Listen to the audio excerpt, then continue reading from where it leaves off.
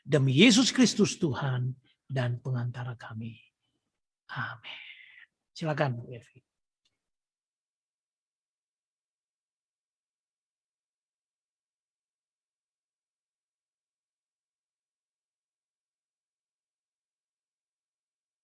Belum nyala. Shalom, selamat malam semuanya.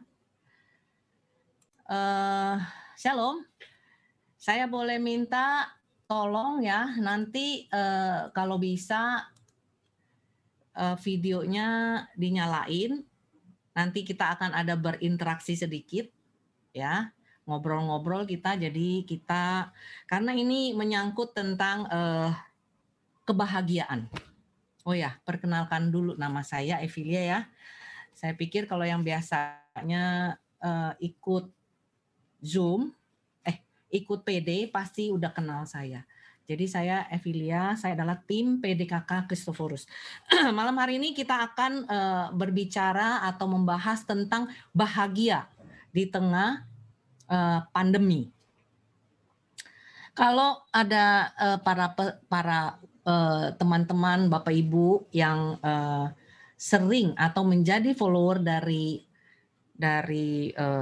Bible Learning with Father Joseph minggu lalu, baru minggu kemarin ini di misa pagi di sana di mana saya lupa itu, dia misa pagi lalu dimasukin ke dalam YouTube-nya Pastor Joseph.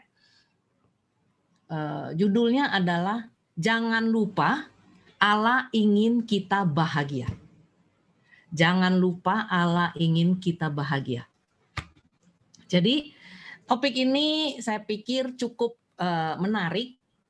Mengapa saya memilih ini? Karena di dalam kondisi seperti sekarang ini, di mana kita masih di dalam kondisi PSBB, masih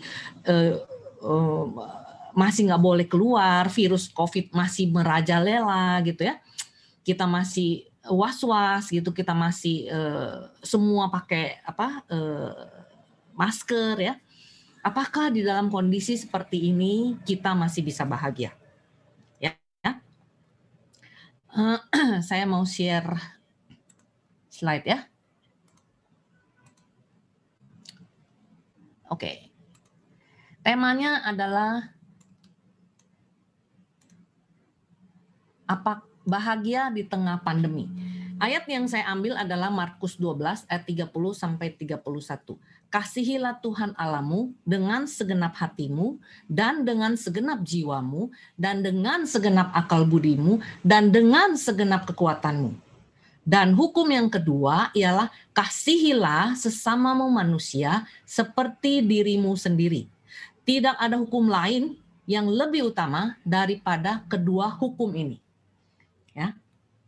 Seluruh kitab suci itu kalau dirangkum cuman ada dua perintah ini. Mengasihi Tuhan dan mengasihi sesama. Ya, kalau seluruh kitab suci mau dirangkum bercerita tentang kasih Tuhan, mengasihi Tuhan dan mengasihi sesama. Apa relevansinya? Apa hubungannya bahagia dengan mengasihi Allah dan mengasihi manusia? Ya, apa hubungannya? Mari kita lihat.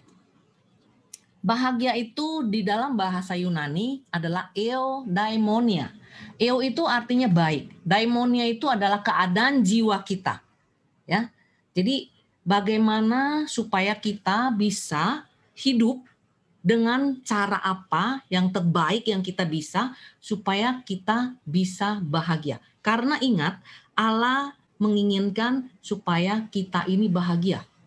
Ya. Allah menginginkan kita supaya bahagia. Nah, sebelum lebih lanjut, saya mau mengajak kita semua untuk melihat ini. Manusia ini terdiri dari tubuh. Ya, tubuh ini adalah ini loh, perut. Ya. Yang memuaskan. Yang badan kita itu tubuh. Jiwa itu termasuk di mana? Jiwa ini ada di sini, di kepala kita. Jiwa kita adalah pikiran kita, pemahaman kita, pengetahuan kita, hikmat kita itu semua ada di dalam jiwa, tubuh, jiwa, dan roh. Roh ini ada di dalam hati nurani kita, roh kita. Itulah setiap manusia terdiri dari 3 bagian, tubuh, jiwa, dan roh. Nah, untuk menjadi bahagia, seluruh dari keberadaan diri kita ini, tubuh, jiwa, dan roh itu harus bisa merasakannya. Ya. Bagaimana, apa yang membuat kita bisa bahagia? Ya, kalau kita melihat bentuk tubuh ini, lalu kita mulai berpikir nih, apa yang kira-kira bisa membuat kita bahagia? Ya, nah, saya mau minta feedback ya, coba tolong dibuka mic-nya. Apa yang kira-kira membuat saya bahagia? Silakan. Ada yang bisa bantu menjawab? Apa yang membuat saya berbahagia?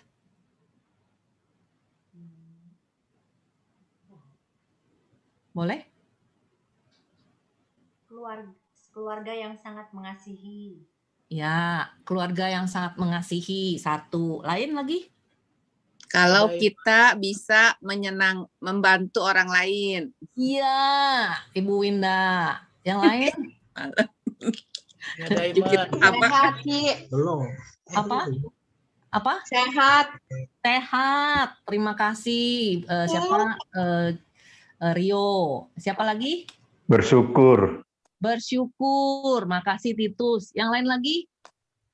Diamond. Bagaimana? Punya diamond. Punya diamond. Terima kasih Ko Henry. Baru saya mau nanya. Emang yang tubuh ini nggak membuat kita bahagia? Kalau saya lapar misalnya, saya lapar. Apakah saya bisa bahagia? Nggak bisa. Terus kalau saya nggak punya duit, nggak punya uang untuk makan, lalu nggak punya uang untuk pergi kemana-kemana, padahal hobi saya jalan-jalan, apakah saya bahagia? Enggak kan? Enggak bahagia bukan? Kalau yang hobinya jalan-jalan, hobinya cari makan, pasti dia akan bahagia kalau dia dapat sesuatu yang makanan yang enak, tempat makan yang enak. Yang suka jalan-jalan dia akan bahagia kalau dia bisa pergi jalan-jalan. Kalau perlu setahun 5 kali. Dia bahagia sekali. Betul nggak? Jadi bahagia itu tubuh,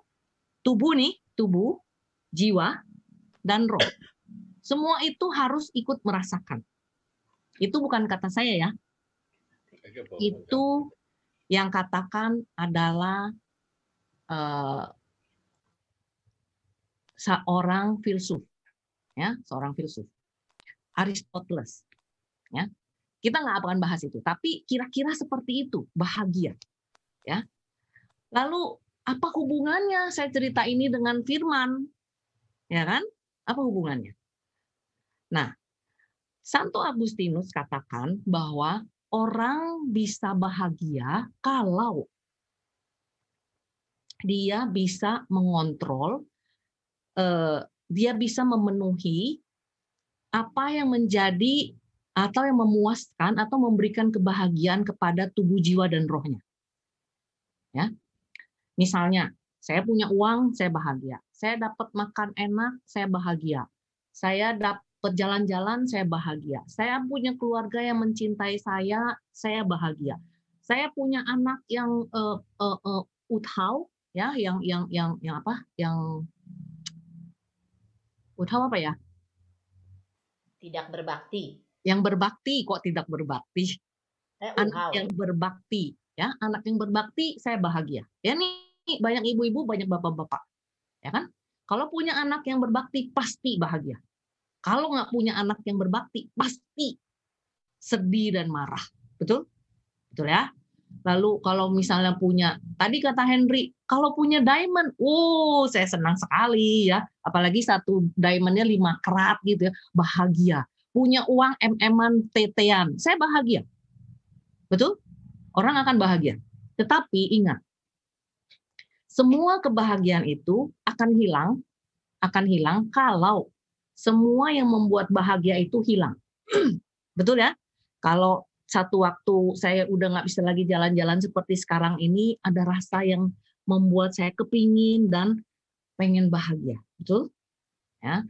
Lalu tiba-tiba saya nggak punya duit, nggak punya uang untuk makan, sengsara atau sakit, nggak sehat lagi, saya pasti nggak bahagia. Ya. Tetapi ada juga yang punya kekuasaan, mencari kekuasaan sehingga dia bahagia. Tetapi saya katakan, nama baik, tenar, ketenaran itu bisa membuat bahagia menurut manusia, ya, menurut manusia. Tetapi saya katakan, Agustinus katakan, semua itu harus dapat memenuhi kebutuhan kita kalau kita ada kontrol diri, ugahari namanya. Jadi kalau mau makan jangan sampai banyak, kalau mau kumpulin uang jangan cuma cari uang aja. Ya, harus ada sesuatu yang ngebalancing. Kalau mau jalan-jalan jangan terus jalan terus ya, tetap harus ada waktu untuk keluarga, untuk bekerja dan sebagainya. Harus ada keseimbangan di dalam hidup kita. Harus ada pengendalian diri, ugahari namanya. Nah, Santo Thomas Aquinas katakan begini. Kebahagiaan itu ada dua macam, ya, ada dua macam. Siapa yang tahu? Satu adalah yang sementara, satu adalah yang kekal. Nah, yang sementara itu adalah itu yang tadi saya sebut, bahagia sementara. Anak-anak berhasil sekolahnya, orang tuanya bahagia. Anak berbakti, orang tuanya bahagia, ya. Bisa memenuhi kebutuhan saya bahagia. Punya kuasa, saya bisa bahagia. Punya kekayaan, saya bisa bahagia. Punya keluarga yang mengasihi saya, yang rukun, saya bahagia. Betul. Tetapi semua ini bisa hilang, kan? Bisa hilang. Oleh karena itu, inilah yang disebut oleh Santo Thomas Aquinas, kebahagiaan yang sementara. Karena apa yang membuat kita bahagia ini digantungkan kepada sesuatu yang sementara. Oke?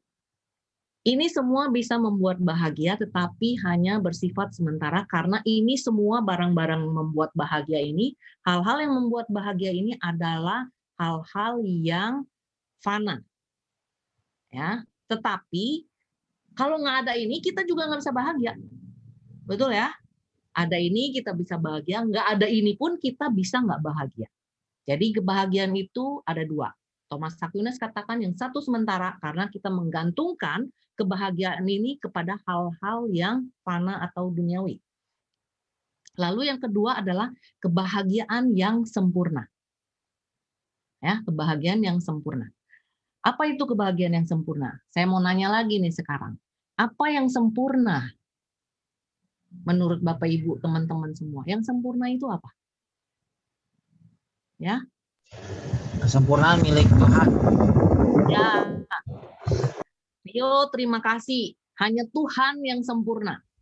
Ya, hanya Tuhan yang sempurna. Jadi, kalau kita mau bahagia yang sempurna, kita harus menggantungkan kebutuhan atau kebahagiaan itu kepada si Tuhan. Ingat tuh. Ya. Menggantungkan kebahagiaan ini kepada Tuhan. Karena Tuhanlah yang sempurna. Nah, disinilah Santo Thomas Aquinas masuk nih. Dia adalah, saya kasih background sedikit tentang siapa itu Santo Thomas Aquinas. Thomas Aquinas itu adalah satu filsuf. Dia juga adalah pastor, ya, uskup. Dia juga adalah teolog. Dia juga adalah bapak gereja. Jadi banyak ajaran-ajaran gereja Katolik itu yang berdasarkan kepada ajaran dan pemikiran daripada Santo Thomas Aquinas. Ya. Nah, yang dikatakan apa tentang kebahagiaan oleh Santo Thomas Aquinas? Kita lihat ya. Ini. Jadi kebahagiaan itu di dalam orang beriman, kita sebagai orang Kristen adalah orang yang beriman. Jadi ada dua nilai yang harus dipenuhi oleh manusia supaya mencapai atau mendapatkan kebahagiaan. Entah itu kebahagiaan sempurna atau kebahagiaan yang sementara. Nilai itu dibagi dua. Nilai teologis dan nilai keutamaan. Apa sih keutamaan itu? Keutamaan itu adalah keadaan, ya, keadaan di mana sikap batin hati kita, ya, yang membuat kita tidak terombang-ambing oleh emosi atau nafsu. Ya. Keadaan hati yang stabil, ya, yang tidak terombang-ambing oleh emosi atau nafsu. Tanda kutip ya, nafsu makan, ya, nafsu segala macam. Oke? Slide-nya nggak jalan, maksudnya? Slide-nya nggak keluar kah? Nggak berubah-berubah. Masih bahagia di tengah pandemi, Markus 12, 30, 31. Masih slide 1, Vi. Masih slide 1, Vi. Ini? Iya, Ini? slide-nya nggak jalan. Nggak jalan. Masih slide 1. Oh, slide-nya nggak jalan. Sebentar ya. Sebentar. Apa yang terjadi?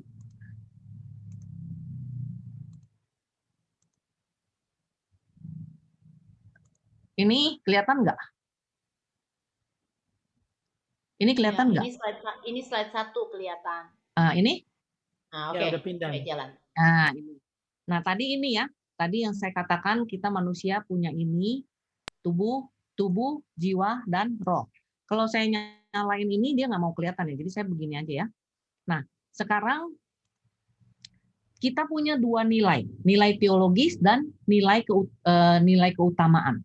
Apa itu keutamaan? Yaitu hati yang seimbang, yang tenang, yang tidak terombang-ambing oleh nafsu atau emosi. Nafsu ya, nafsu dalam pengertian yang negatif ya, entah itu nafsu makan, nafsu seksual dan sebagainya. Itu ya, ini nilai keutamaan.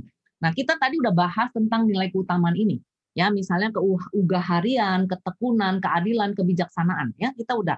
Misalnya keadilan, orang nggak akan bahagia kalau diperlakukan dengan tidak adil, betul ya? Nah, kalau orang mau berbahagia harus mengalami keadilan. Ya, kebijaksanaan juga nanti saya kasih. Oke, sekarang boleh screenshot aja. Ini ayat-ayat untuk yang tadi. Ya, silakan di screenshot aja nanti baca di rumah karena waktu tidak akan cukup. Ini screenshot ya. Nah, kita kembali ke sini. Ketekunan. Di dalam penderitaan, di dalam sakit kita, kadang-kadang orang bisa mendapatkan kebahagiaan di dalam penderitaan. Contoh ya, kalau kita sakit gigi, apa yang kita lakukan? Pergi ke dokter gigi kan? Pergi ke dokter gigi itu gigi yang sakit dibor gitu ya, ngilu sakit. Kalau perlu, kalau sampai harus, itu gigi harus dicabut. Sakit kan gigi dicabut, sakit kan gigi itu dibor. Nah, untuk mendapatkan kebahagiaan, kita harus pergi ke dokter. Menderita kan? Tapi sesudah kita ke dokter gigi, toh kita bahagia karena kita sembuh dari sakit gigi. Itu cuma sakit gigi loh ya. Belum lagi sakit yang lain yang harus dioperasi, yang harus disuntik, ya kan? Yang harus dikemo dan sebagainya. Oke? Tapi kita lakukan itu. Mengalami penderitaan, tapi nanti akhirnya kita akan mendapatkan kebahagiaan. Dan ada kerendahan hati. Ada kebijaksanaan. Di ayat yang tadi saya sebutkan itu kebijaksanaan. Orang tua akan bahagia kalau punya anak yang bijaksana. Ya, itu salah satu ayatnya tadi. Oke. Nah, ini nilai keutamaan ini semua harus kita alami sebagai manusia untuk dapat mendapatkan kebahagiaan. Nah, lain ceritanya kalau nanti ada misalnya bencana atau sakit penyakit ya. Kita nggak cerita penderitaan. Saya tadi hanya menyinggung sedikit tentang penderitaan. Tapi kebahagiaan kita bisa hilang kalau ada bencana dan ada sakit penyakit. Ya, sakit penyakit, tapi Tuhan bisa pakai penderitaan kita, pergumulan kita untuk merubah kita menjadi lebih serupa dengan Allah, serupa dengan Yesus. Ya, itu nilai keutamaannya. Yang harus ada mendukung supaya kita mendapatkan kebahagiaan. Lalu nilai teologis. Nilai teologis ini ada di dalam 1 Korintus 13 ayat 13. Isinya tentang apa? Isinya adalah tentang, ada yang bisa boleh bukain dan bacain. Isinya adalah tentang demikianlah tinggal 3 hal ini. yaitu iman, harapan, dan kasih. Dan yang paling besar di antaranya adalah kasih. Ya, dan yang paling besar di antara iman, pengharapan, dan kasih itu adalah kasih. Nah, jadi kenapa saya kasih ayat ini yang bisa membuat kita bahagia? Tadi juga saya sudah singgung. Semua itu, kebahagiaan kita itu harus digantungkan kepada yang kekal. Oke? Jadi kebahagiaan di dunia ini adalah sementara.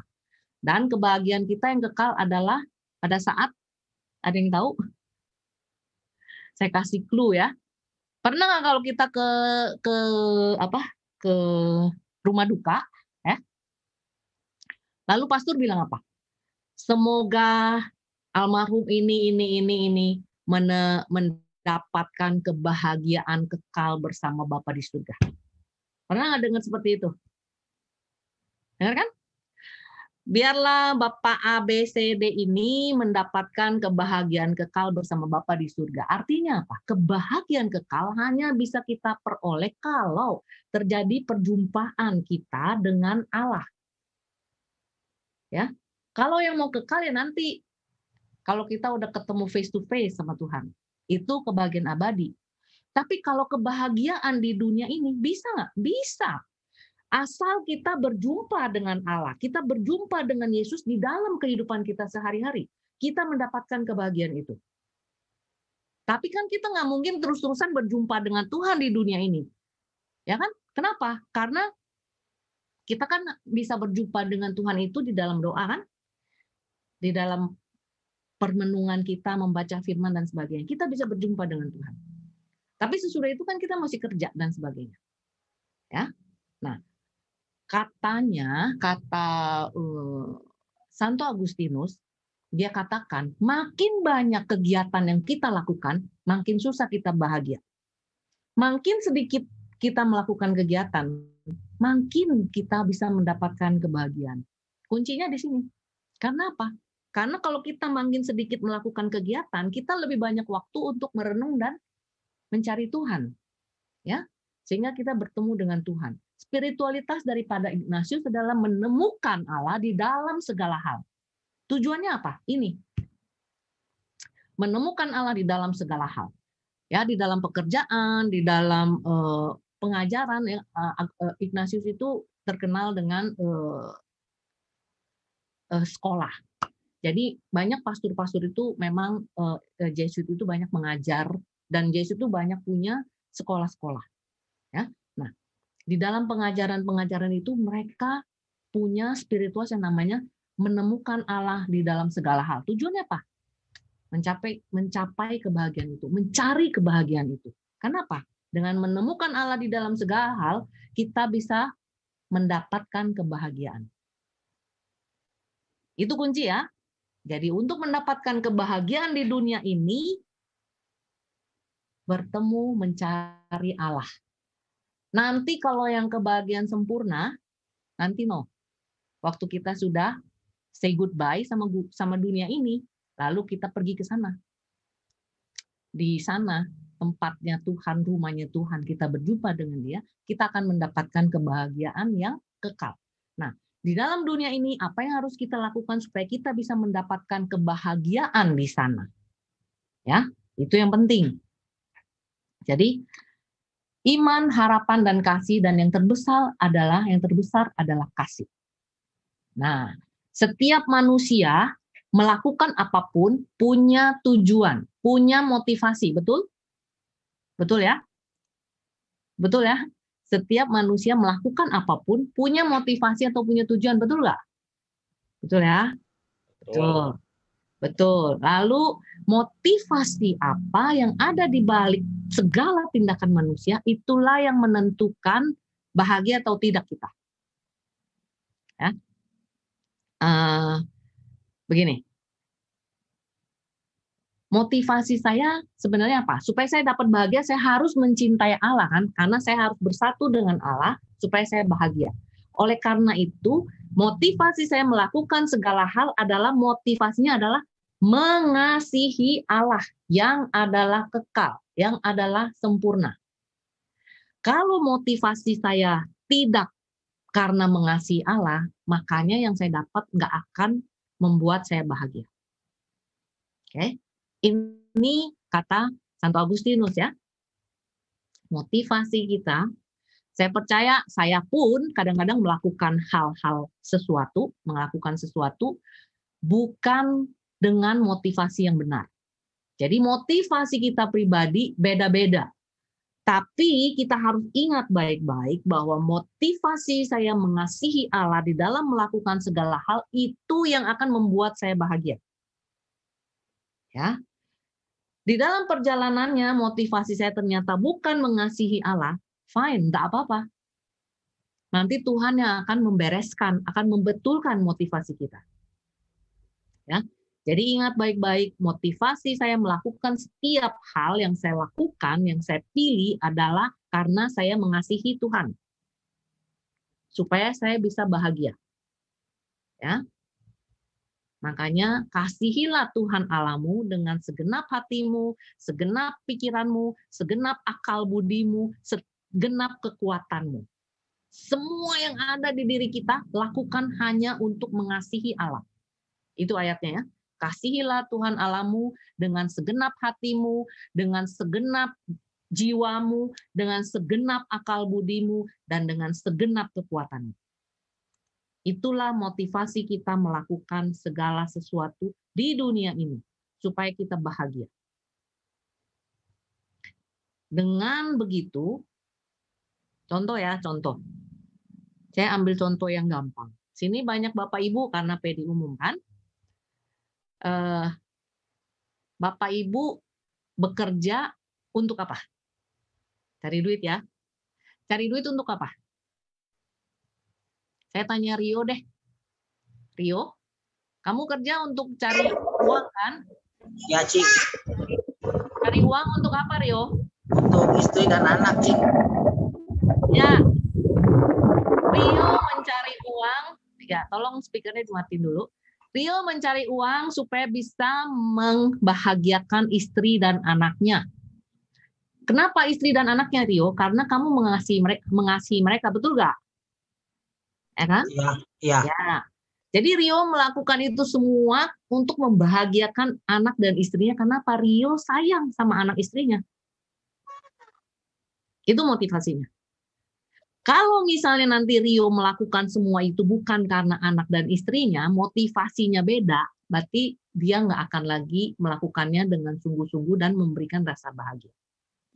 Karena terpaksa. Misalnya saya yang suruh, Rio, kamu kerja yang rajin ya, yang benar, nanti uangnya store ke gue gitu. Wah, dia pasti melakukannya dan tidak bahagia. Karena diperintah sama saya. Kebetulan misalnya saya adalah bosnya misalnya. Yuk kerja yang benar, kerja yang rajin, lembur terus 24 jam, gitu ya. Dikasih duit, tapi apakah dia bahagia? Enggak. Kenapa? Dia melakukannya bukan karena untuk anak istrinya, tapi untuk saya karena diperintah saya. Karena dia nggak sayang sama saya bukan istrinya gitu kan. Nah itu, motivasi itu yang harus benar-benar kita teliti. Ketahuan ya. Ya, itu ya. Jadi yang pertama yang membuat kita bahagia adalah mengasihi Allah. Oke. Lalu kasih kita kepada Allah itu harus termanifestasi atau diungkapkan atau diwujud nyatakan di dalam tindakan. Betul? Kalau kita nggak mau wujud nyatakan kasih kita kepada Allah, kata firman Tuhan apa? Kasihmu adalah seperti tong kosong yang nyaring bunyinya. Kalau kamu melakukan segala sesuatu tanpa kasih, kamu seperti tong kosong yang nyaring bunyinya. Betul ya? Ada firman itu kan? Kalau kamu tidak melakukan dengan kasih, kamu adalah seperti tong yang nyaring bunyinya. Ya, itu. Jadi motivasi kita melakukan adalah karena kasih kita diwujud nyatakan di dalam tindakan. Jadilah pelaku firman, jangan cuma jadi pembaca firman. Jadilah terang dan garam. Apa artinya? Jadilah terang dan garam, jadilah pelaku firman. Artinya apa? Semua yang kita tahu, semua yang kita pelajari di firman Tuhan, di kitab suci atau diajarkan oleh gereja atau siapapun ya, harus kita praktekkan di dalam kehidupan sehari-hari. Itulah ayat yang ke-32. Wujud nyatanya adalah kasihilah sesamamu manusia seperti dirimu sendiri, ya. Kasihilah sesamamu manusia seperti dirimu sendiri. Itulah bentuk nyata daripada kasih kita kepada Allah. Jangan cuma bilang di mulut, oh ya saya mengasihimu Tuhan, saya mencintaimu Tuhan. Tetapi begitu ada panggilan atau ada permintaan untuk menolong orang atau membela sesuatu yang tidak adil, kamu nyisut, mengundurkan diri, ngesot, menghilang, tidak mau melakukan. Kenapa? Takut dengan resikonya, takut dengan penderitaannya, takut dengan pengorbanan yang harus saya lakukan. Kalau saya kasih sesuatu kepada dia, saya yang pertama kehilangan waktu, saya kedua kehilangan resources, bisa kehilangan uang, bisa kehilangan macam-macam. Ya, pengorbanan harus ada pada saat saya memberi. Ya, itu. Jadi kasih Allah jangan cuma di mulut. Saya mengasihi Allah dalam tindakan nyata. Tindakan nyata yang apa? Masuklah tema kecil kita. Di dalam tema brosur itu apa? Bahagia di tengah pandemi. Terus ada 3M kan? Apa itu 3M? Apa 3M? Mengasihi. Lalu apa lagi? Mengasihi, melayani, dan memberkati. Berkati. Ya, mengasihi, melayani, memberkati. Itulah kenapa tema ini ada subtemanya. Ya kan? Subtemanya melayani, mengasihi, memberkati. Apa artinya? Mengasihi orang-orang yang misalnya menyakiti saya, mengasihi orang yang sudah menghina saya, mengasihi orang yang sudah memfitnah saya, ya. Bagaimana caranya? Sudah banyak yang memberitakan, ya, dengan macam-macam, mengampuni dan sebagainya. Lalu mengasihi, lalu melayani. Sangat sulit untuk melayani orang-orang yang tidak kita kenal. Kalau disuruh melayani papa mama masih oke, melayani suami, melayani istri masih oke, melayani anak masih oke, karena itu adalah orang-orang yang kita kasihi. Tapi Yesus tidak meminta kita untuk melayani hanya orang-orang itu aja. Ingat ya, kalau kamu ditampar pipi kanan, kasih pipi kiri. Apa artinya? Kasihilah musuhmu. Itu banyak ayatnya. Ya. Jadi melayani itu termasuk melayani orang-orang yang tidak kita kenal. Masa pandemi ini banyak sekali kita bisa melayani. Ya, banyak orang yang kehilangan pekerjaan, banyak orang yang nggak bisa mendapatkan, sulit untuk mendapatkan makanan, penghasilan karena banyak PHK, terus keadaan sepi, ekonomi turun drastis dan sebagainya. Itu adalah kesempatan kita untuk melayani. KAJ membuat tema setiap tahun dari Pancasila bukan tidak ada dasarnya. Semua adalah dasarnya ini. Kasih Allah dan kasih kepada sesama. Wujud nyatanya itu di dalam tindakan yang setiap tahun dijabarkan. Ya, mengasihi, melayani. Kalau melayani yang pasti kita akan ada pengorbanan. Nggak mungkin kita melayani tanpa pengorbanan. Ingat itu. Melayani harus dengan pengorbanan. Lalu memberkati. Apa artinya memberkati? Ya, memberkati.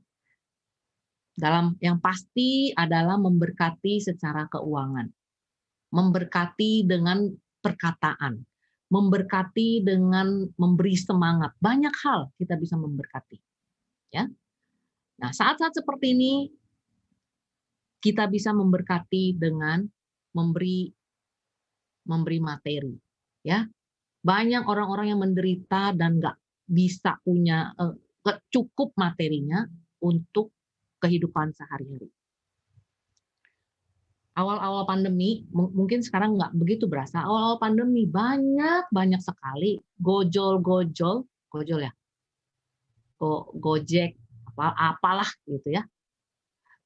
Ya, tuh gue mau dikomplain lagi tuh, udah diketawain, ya. Gojek, ojol, ya benar, ojol. Ojol banyak yang nggak bisa punya tarikan, nggak punya penghasilan akhirnya. Jadi terpaksa gimana? Sampai restoran-restoran kalau kita belanja ada khusus. Kalau kamu belanja ini dapat ngasih kepada yang ojolnya makanan ini, kita tinggal bayar. Banyak cara, ya, itu bisa dilakukan. Itu adalah memberkati orang-orang yang kena pandemi, yang kekurangan, yang nggak punya biaya, kita bisa lakukan, ya. Kita tahu semua sekarang yang kena COVID itu biayanya gede banget. Kalau nggak punya asuransi mati dah udah pasti, ya. Jadi kita bisa memberkati dengan materi seberapapun, ya, seberapapun. Kita nggak harus keluarin beratus-ratus juta atau berpuluh-puluh juta, enggak. Tapi dari dalam hati kita memberikan dengan tulus, seberapapun yang kita mau beri dengan rela, itu memberkati, ya, itu memberkati. Jadi untuk mendapatkan kebahagiaan itu tadi, menggantungkan kebahagiaan kita kepada yang tidak fana, yang kekal, ya, yang sempurna, lalu dengan mengasihi Allah, lalu dengan tindakan nyata, dengan memberkati orang, melayani orang, mengasihi orang. Kalau dulu ada satu cerita atau video di mana diceritakan, saya nggak cari-cari videonya nggak ketemu. Video itu bercerita tentang seorang ibu yang kehilangan suaminya, kehilangan anaknya, sehingga dia hidup sendiri. Lalu dia menjadi sangat stres dan tidak pengen hidup lagi. Lalu dia pergi ketemu sama satu psikiater, lalu psikiater itu bilang, oke, sekarang kamu pergi ke jalanan dan kamu lihat. Di situ ada apa yang bisa membuat kamu untuk punya gairah untuk hidup lagi. Lalu dia berjalan dan dia lihat apa? Oh, ternyata ada seekor kucing, sangat kasihan, sakit-sakitan, udah kurus, nggak ada makanan. Lalu diambilnya kucing itu, lalu dipiara, dibawa pulang, dipiara. Ya, akhirnya apa? Dengan menolong kucing ini, dia merasa dirinya berarti, dia merasakan kembali kebahagiaan. Itu kira-kira garis besar daripada bagaimana kita mendapatkan bahagia di masa pandemi ini. Mengasihi Allah dan mengasihi sesama dengan mengasihi, melayani, dan memberkati. Saya akhiri sharing hari ini dengan satu kesaksian saya yang baru saya alami kemarin. Saya mengalami damai, saya mengalami sukacita, saya mengalami kebahagiaan selama pandemi. Karena nggak banyak kegiatan. Jadi saya banyak waktu untuk berdoa, baca firman, dan bertemu dengan Tuhan. Jadi saya merasakan damai sejahtera, sukacita dan bahagia. Kemarin pagi-pagi, saya di WhatsApp sama Mimi. Vi, kamu tahu nggak? Si Devni kena COVID. Siapa dulu Devni? Devni adalah teman baik saya dari SMA. Ya, dari SMA teman baik. Dia kondisinya saat ini adalah dalam keadaan sakit parah. Otaknya rusak, dia belum meninggal, tapi dia masih hidup, tapi dia nggak bisa melakukan apa-apa, dia hanya bisa tidur aja. Makan udah melalui melalui selang dan sebagainya, ada suster khusus yang jagain. Dalam kondisi seperti ini, dia mengalami COVID. Hari Minggu. Dan hari ini saya harus membawa tema apa? Bahagia di tengah pandemi. Bayangkan. Saya bilang, Tuhan tepat sekali waktunya, saya bilang, untuk mendapatkan berita ini. Ya. Lalu apa yang saya lakukan? Otomatis sebagai manusia, saya akan kepikiran. Lalu saya mulai gelisah. Nggak enak, nggak bisa damai, nggak bisa sukacita. Apa yang saya lakukan? Saya tahu, saya punya Tuhan, saya percaya kepada Dia, dan saya berserah kepada Dia, saya serahkan Devni ke dalam tangan Dia. Ngomongan enak ya, ngomong enak. Itu pikiran saya yang ngomong, tetapi yang terjadi adalah tetap aja nggak bisa damai, nggak bisa sukacita. Lalu apa yang saya lakukan? saya terus berdoa, saya terus menyembah Tuhan. Ya, minggu kemarin ini berdoa, saya menyembah Tuhan terus. Sampai pagi tadi saya masih menyembah Tuhan. Waktu kemarin saya menyembah Tuhan, saya mendapatkan satu lagu. Karena waktunya nggak cukup, saya nggak akan pakai, saya nggak akan nyanyiin lagunya. Ya, tapi dari kemarin saya berdoa menyembah Tuhan, saya mendapatkan satu lagu penyembahan.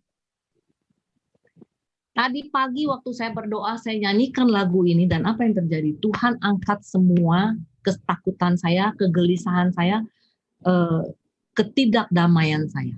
Apa yang terjadi? Pada saat saya menyembah Tuhan, saya nggak tahu kenapa saya menangis. Sampai tersunguk-sunguk, tersunguk-sunguk bukan sih? Tersendat, terseduh-seduh. Ya, saya menangis terseduh-seduh. Nggak tahu kenapa. Padahal dalam suasana saya menyembah Tuhan. Saya menyembah Tuhan. Tapi Tuhan izinkan saya mengeluarkan segala kesedihan saya dengan nangis terseduh-seduh. Nggak tahu kenapa. Sesudah selesai, saya merasakan damai sukacita. Saya merasakan kebahagiaan. Saya bilang, Tuhan terima kasih. Dengan pelajaran ini, dengan peristiwa ini, bukan pelajaran ini, dengan peristiwa ini ternyata Tuhan mau saya praktek. Bagaimana saya bisa bahagia di dalam masa pandemi ini? Ya, mendoakan dia. Jujur saya tidak pernah berdoa rosario buat saya sendiri. Pada saat saya sakit kanker pun, saya nggak pernah doa rosario 9 kali puter. 9 kali puter. Tapi pada saat Daphne, teman saya itu dioperasi kepalanya, dibuka, ya, terus batoknya ini disimpan di perutnya, saya masuk ruang operasi, saya berdoa rosario untuk dia 9 puter. Begitu keluar dari ruang operasi, dia langsung ciuman dan bisa negor dan bisa ngobrol sama saya. Ya. Jadi pada saat dia masuk rumah operasi, saya nggak merasakan saya takut. Kenapa? Saya sudah percaya, saya sudah pasrahkan dia kepada Tuhan. Saya beriman, saya berharap bahwa Tuhan yang akan memberikan yang terbaik buat dia. Ya. Itu adalah contoh nyata bagaimana supaya kita bisa merasakan kebahagiaan di masa pandemi itu. Di dalam pergumulan kita, di dalam sakit penyakit kita, di dalam penderitaan kita. Hanya Tuhan yang bisa. Jadi kebahagiaan itu bukan usaha manusia saja. Saya katakan bukan usaha manusia saja, tetapi juga adalah rahmat Allah yang bekerja sama dengan usaha manusia sehingga memberikan kebahagiaan itu. Ya, agak ribet, tapi pelan-pelan didengarkan, diresapi. Ini ada di YouTube, bisa didengar ulang. Ya, kalau untuk mendapatkan kebahagiaan yang sementara dan yang kekal, kita udah tahu. Yang kekal ya nanti kalau kita mati. Bagaimana kita bisa ketemu sama Tuhan Yesus mendapatkan kebahagiaan kekal? Ya di dunia ini kita harus melakukan apa yang menjadi kehendak Tuhan dengan mengasihi Tuhan dan mengasihi sesama. Sesederhana itu. Dalam tindakan kita. Melayani, mengasihi, memberkati. Ya. Saya pikir cukup sekian dan mari kita berdoa. Dalam nama Bapa dan Putra dan Roh Kudus. Amin. Tuhan, terima kasih bahwa Engkau adalah Allah kami yang kekal. Engkau menghendaki kami supaya kami mendapatkan kebahagiaan, baik di dunia ini maupun nanti kelak setelah kami berjumpa dengan Engkau face to face, Tuhan. Biarlah Tuhan kami mempersiapkan diri kami di dunia ini agar kami boleh memperoleh kebahagiaan kekal. Biarlah kami boleh mempraktekkan apa yang menjadi perintah-Mu, yaitu mengasihi-Mu dan mengasihi sesama seperti diri kami sendiri. Karena itulah yang akan membawa kami kepada kebahagiaan kekal. Bapak juga kami mohon rahmat-Mu saat ini tercurah atas semua dari kami yang hadir, baik di Zoom maupun di YouTube Tuhan. Agar sungguh-sungguh rahmat-Mu boleh tercurah atas kami, sehingga kami boleh merasakan damai, sukacita, dan kebahagiaan yang Kau telah rencanakan untuk kami semua. Setiap daripada kami Tuhan, tidak pernah terlewat. Karena Engkau menghendaki kami supaya hidup bahagia. Apapun yang kami lakukan Tuhan, Engkau hendak kami melakukan itu dengan merasakan kebahagiaan Tuhan. Karena rencana-Mu adalah yang terindah. Rencana-Mu adalah yang terbaik untuk kami. Di dalam penderitaan kami, di dalam pergumulan kami, di dalam keadaan saat ini yang sulit sekalipun Tuhan, rahmat-Mu Tuhan. Rahmat iman, rahmat akan ketekunan, rahmat akan kesetiaan, kerendah hatian, dan keugaharian Tuhan Yesus. Agar sungguh-sungguh boleh ada terus di dalam diri kami. Sehingga kami boleh bekerja sama dengan rahmat-Mu itu, berjalan bersama Engkau, mencapai tujuan akhir kami, yaitu memperoleh kebahagiaan sejati Tuhan. Terima kasih Tuhan. Terima kasih. Engkau sungguh Allah kami yang hidup, yang berkuasa, kini dan sepanjang segala masa. Amin. Dalam nama Bapa dan Putra dan Roh Kudus. Amin.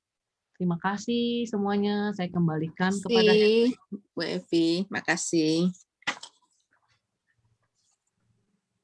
Oke. Ini apakah sudah unmute? Oke. Baik Bapak Ibu